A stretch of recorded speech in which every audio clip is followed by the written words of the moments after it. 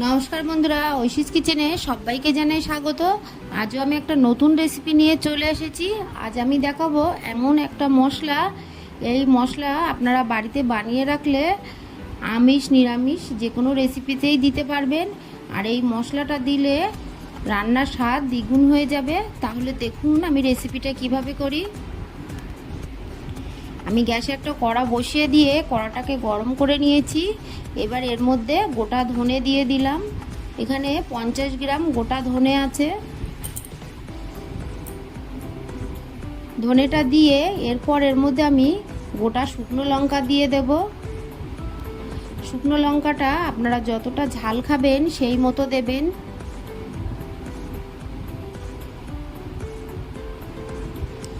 দেখুন আমি বেশ কিছুটা শুকনো লঙ্কা দিয়ে দিলাম।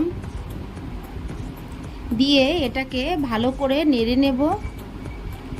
শুকনো লঙ্কা আর গোটা ধনে এটা ভাজা হতে একটু সময় লাগে, তাই এই দুটোকে আমি আগে দিলাম। এই সময় গ্যাসের ফ্লেম কিন্তু লো রাখতে হবে। হাই ফ্লেমে ভাজলে ওপর থেকে ভাজা হয়ে যাবে, কিন্তু ভাজাটা ভালো হবে না।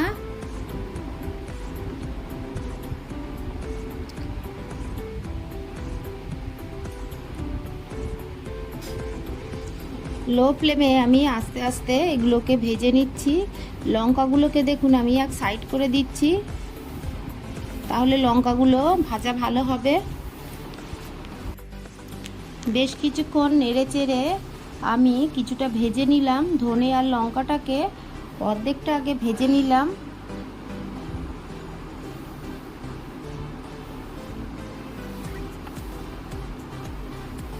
এরপর এর মধ্যে আমি দিয়ে দেব গোটা জিরে। ধনের তুলনায় জিরেটা কিন্তু কমই দিতে হবে, ধনের পরিমাণটা একটু বেশি রাখতে হবে। ভালো করে এবার সব মশলাকে ভেজে নেব। জিরে ভাজতে কিন্তু খুব বেশি সময় লাগে না, তাই জিরেটাকে আমি পরে দিলাম। আপনারা যদি গোলমরিচ খেতে পছন্দ করেন তাহলে এর মধ্যে কিছুটা গোটা গোলমরিচ দিয়ে একসঙ্গে ভেজে রেখে দেবেন। এই তিনটে মশলা ভেজে যদি আপনারা রেখে দেন তাহলে যে কোনো নিরামিষ রান্না কিংবা আমিষ রান্না শেষে যদি অল্প একটু দিয়ে দেন রান্নার স্বাদ কিন্তু বেশি ভালো হয়ে যাবে। তবে খুব বেশি একসঙ্গে ভেজে রেখে দেবেন না অনেক দিন, তাহলে স্বাদটা ভালো থাকে না। আপনারা অল্প অল্প করে কিছুদিনের জন্য করে রাখবেন। দেখুন আমি ভেজে নিয়েছি, এর থেকে কিন্তু আর কড়া ভাজবো না। এবার এটাকে ঠান্ডা করে আমি মিক্সিতে গুঁড়ো করে নিয়েছি। দেখেই তো বুঝতে পাচ্ছেন রেসিপিটা কতটা প্রয়োজনীয় আর খুব সহজ। এইভাবে বাড়িতে বানাবেন, আমাকে কমেন্ট করে জানাবেন আপনাদের কেমন লাগলো। ভালো লাগলে আমার চ্যানেলটিকে সাবস্ক্রাইব করার অনুরোধ থাকলো।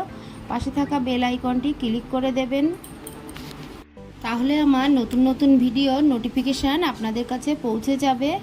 একটা লাইক করতে ভুলবেন না। পুরো ভিডিওটা দেখার জন্য সবাইকে জানাই অসংখ্য ধন্যবাদ। ভালো থাকবেন, সুস্থ থাকবেন।